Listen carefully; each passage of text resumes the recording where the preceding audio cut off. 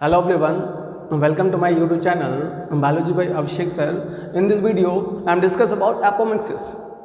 आज का जो वीडियो होगा उसमें हम एपोमिक्सिस के बारे में डिस्कस करेंगे। भैया एपोमिक्सिस क्या होता है, आपको पता होगा कि हमने sexual reproduction in flowering plant start किया था। तो sexual reproduction in flowering plant में सबसे मोस्ट इम्पॉर्टेंट टॉपिक है एपोमिक्सिस। बहुत बार पूछा गया है और हम बहुत सारे कंफ्यूज कर जाते हैं कि भैया क्या है।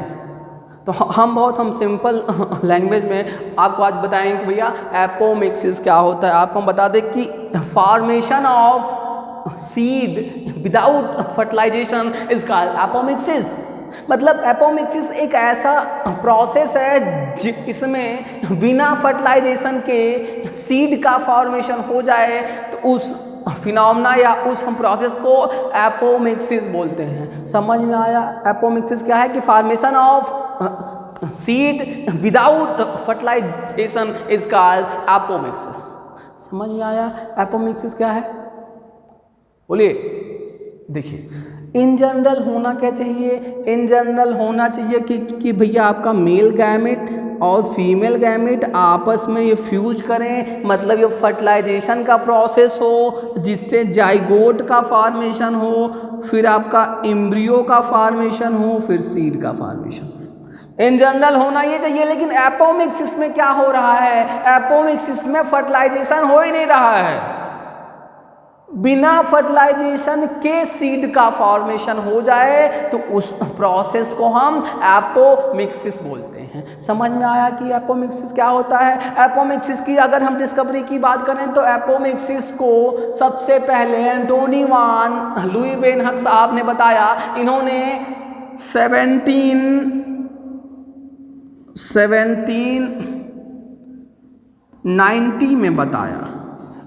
एंटोनी वान लुईवेनहक साहब ने 1719 में सबसे पहले एपोमिक्सिस के बारे में बताया। इन्होंने जो सिट्रस जो प्लांट थे उसमें इन्होंने देखा कि भैया एपोमिक्सिस का प्रोसेस इनके अंदर पाया जा रहा है, मतलब बिना फर्टिलाइजेशन के ही सीड का फॉर्मेशन हो रहा है, तो उसको उन्होंने एपोमिक्सिस टर्म दिया। तो कभी भी आए कि एपोमिक्सिस की डिस्कवरी या खोज किसने की, तो एपोमिक्सिस की खोज एंटोनी वान लुईवेनहक साहब ने की। कब किया? तो भैया 1790 में किया। इसमें किया तो जो आपके जो सिट्रस जो प्लांट है, जैसे ऑरेंज हो गया, ये एवन हो गया, तो इसमें इन्होंने खोजा कि भैया एपोमिक्सिस का प्रोसेस पाया जा रहा है, इसका जो सीड बन रहा है बिना फर्टिलाइजेशन के भी बन जा रहा है। तो समझ में आया एपोमिक्सिस क्या है?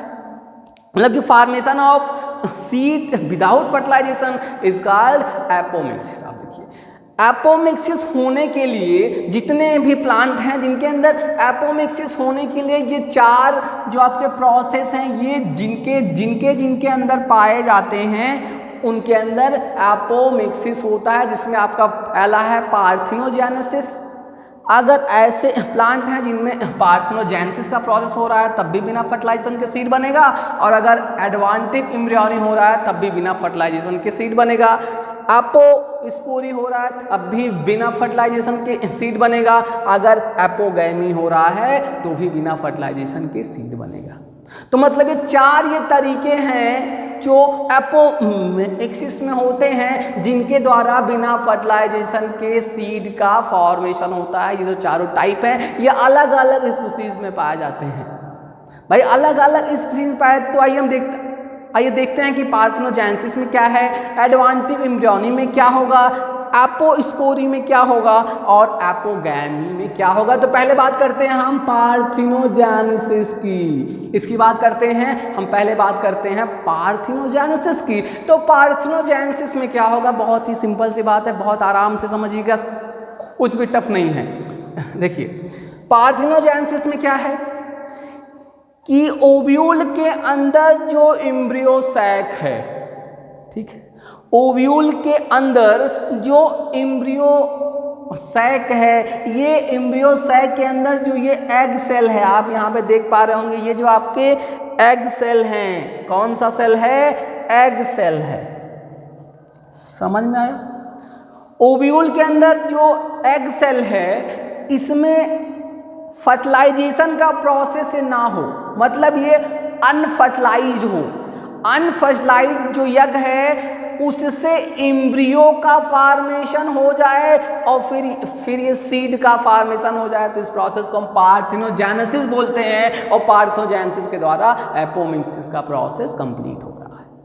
समझ में आया? पार्थेनोजेनेसिस में क्या है कि ओव्यूल के अंदर जो एम्ब्रियो सैक है, एम्ब्रियो सैक के अंदर जो ये एग सेल है, एग सेल अनफर्टिलाइज्ड हो, मतलब इसमें फर्टिलाइजेशन का जो आपका प्रोसेस है वो ना हुआ हो और उससे डायरेक्ट ही एम्ब्रियो का फॉर्मेशन कर ले और फिर ये सीड का फॉर्मेशन कर ले, तो इसे हम पार्थेनोजेनेसिस बोलते हैं। और जो पार्थेनोजेनेसिस है इसका एक एग्जाम्पल आप याद रखिए, सोलेनम निग्रम जिनके अंदर पाया जाता है, ये पार्थेनोजेनेसिस का प्रोसेस और फिर एपोमिक्सिस होता है।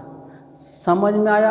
अब हम बात करते हैं कि एडवांटिव एम्ब्रियोनी। आपका पहला जो था पार्थेनोजेनेसिस था, जिसमें हमने आपको बताया कि ओव्यूल के अंदर जो एम्ब्रियो सैक है, एम्ब्रियो सैक के अंदर जो एग सेल है, एग सेल से बिना फर्टिलाइजेशन के सीड एम्ब्रियो और ये सीड का फॉर्मेशन हो जाए, तो उसे हम पार्थेनोजेनेसिस बोलेंगे। लेकिन आपका है एडवांटिव एम्ब्रियोनी।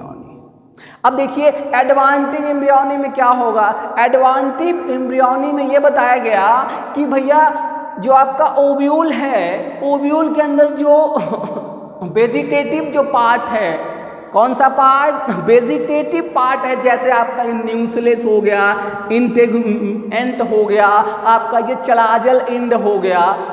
मतलब मेरा कहने का ये मतलब है कि ओव्यूल के अंदर जो वेजिटेटिव पार्ट है, कौन सा पार्ट? जो आपका जो वेजिटेटिव पार्ट है, जैसे ये न्यूक्लियस, इंटेगुमेंट और ये चलाजल एंड, इससे आपका डायरेक्ट एम्ब्रियो का फॉर्मेशन हो जाए और फिर ये सीड का फॉर्मेशन हो, तो इसे हम एडवांटिव एम्ब्रियोनी बोलते हैं। और एडवांटिव एम्ब्रियोनी के द्वारा एपोमिक्सिस का प्रोसेस कंप्लीट हो रहा है।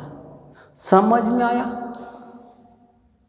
बोलिए एडवांटिव एम्ब्रियोनी में क्या है, एक बार फिर से देखिए क्या है। ओव्यूल के अंदर जो भी वेजिटेटिव जो पार्ट हैं, कौन से पार्ट? वेजिटेटिव जो पार्ट हैं, जैसे न्यूक्लियस, इंटेगुमेंट हो गया, आपका वो चलाजा हो गया, इससे डायरेक्ट ही एम्ब्रियो का फॉर्मेशन हो और फिर ये सीड का फॉर्मेशन हो जाए, तो इसे बोलते हैं एडवांटिव एम्ब्रियोनी। समझ में आया? एडवांटिव एम्ब्रियोनी क्या है और एडवांटिव एम्ब्रियोनी का एग्जाम्पल याद रखिए। एक आपका मैंगो है और जो सिट्रस जो प्लांट होते हैं उनके अंदर भी एडवांटिव एम्ब्रियोनी रिपोर्टेड है। समझ में आया? बोलिए। पार्थेनोजेनेसिस हो गया, एडवांटिव एम्ब्रियोनी हो गया, ठीक। अब जो थर्ड आपका है यह है एपोस्पोरी। क्या है? एपोस्पोरी। इसको भी अच्छे से समझिए। एपोस्पोरी में क्या बताया गया कि भैया ओव्यूल के अंदर एक ये नए टाइप के ओव्यूल के अंदर पुराने एम्ब्रियो सैक को छोड़ के एक नए एम्ब्रियो सैक का फॉर्मेशन हो जाए। अच्छे से समझिएगा, एक नए एम्ब्रियो सैक का फॉर्मेशन हो जाए और जो नया वाला एम्ब्रियो सैक है इसके, अब भाई ये एम्ब्रियो सैक है तो 2 सिनर्जिड एग सेल, फिर पोलर न्यूक्लियाई, 3 एंटीपोडियल सेल होंगे। तो ये बताया गया एपोस्पोरी में कि ओव्यूल के अंदर नए एम्ब्रियो सैक का फॉर्मेशन हो जाए और इस एम्ब्रियो सैक का जो एग सेल है वो बिना फर्टिलाइजेशन के एम्ब्रियो का फॉर्मेशन करे और फिर ये सीड का फॉर्मेशन कर ले, तो इसे हम एपोस्पोरी बोलते हैं। समझ में आया? एपोस्पोरी क्या है? बोलिए।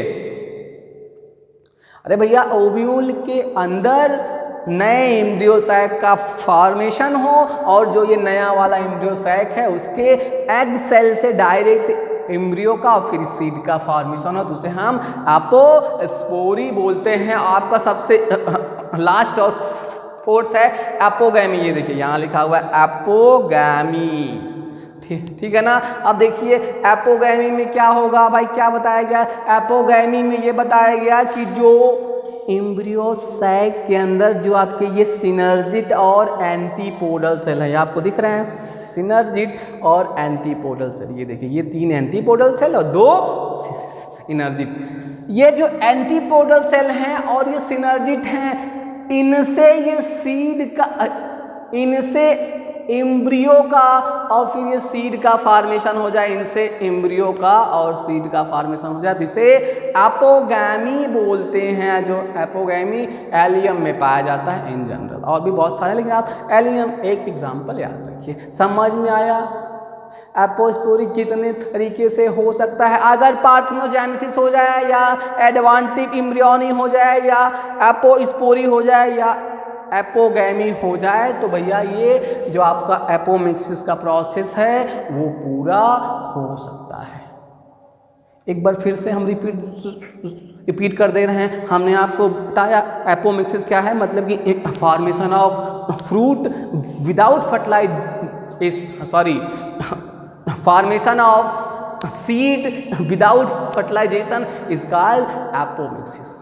मतलब बिना फर्टिलाइजेशन के सीड का फॉर्मेशन हो जाए तो उसे हम एपोमिक्सिस बोलते हैं। और एपोमिक्सिस की डिस्कवरी एंटोनी वान लुइवेनहक साहब ने 1790 में सिट्रस जो प्लांट हैं उनके अंदर किया था। एपोस्पोरी जो है वो मेनली 4 टाइप से हो सकता है, अगर पार्थेनोजेनेसिस हो जाए या एडवांटिव एम्ब्रियोनी हो जाए या एपोस्पोरी हो जाए या एपोगैमी हो जाए। हमने बताया पार्थेनोजेनेसिस में कि जो ओव्यूल के अंदर एम्ब्रियो सैक है, इसका जो एग है अनफर्टिलाइज्ड एग सेल से एम्ब्रियो और सीड का फॉर्मेशन हो जाए तो उसे पार्थेनोजेनेसिस बोलेंगे। और एडवांटिव एम्ब्रियोनी में हमने आपको ये बताया कि जो ओव्यूल के अंदर जो वेजिटेटिव पार्ट है, ये वेजिटेटिव पार्ट से डायरेक्ट एम्ब्रियो और ये सीड का फॉर्मेशन हो जाए तो इसे हम एडवांटिव एम्ब्रियोनी बोलते हैं। फिर हमने आपको एपोस्पोरी में बताया कि ओव्यूल के अंदर एक नए एम्ब्रियो सैक का फॉर्मेशन हो जाए और जो वो आपका ये नया वाला एम्ब्रियो सैक है उसके अंदर जो एग सेल है उससे एम्ब्रियो और ये सीड का फॉर्मेशन हो जाए तो इसे हम एपोस्पोरी बोलते हैं। अब भैया एपोगैमी में क्या है? एपोगैमी में है कि ओव्यूल के अंदर जो एम्ब्रियो सैक है इसके अंदर जो सिनर्जिड और एंटीपोडल सेल हैं, इससे डायरेक्ट ही एम्ब्रियो आपका बन जाए और फिर ये सीड का फॉर्मेशन हो जाए तो इसे एपोगैमी बोलते हैं। इस वीडियो में इतना ही। अगर वीडियो आपको अच्छा लगा हो तो लाइक कर दीजिए और चैनल पे नए हो तो सब्सक्राइब करना बिल्कुल मत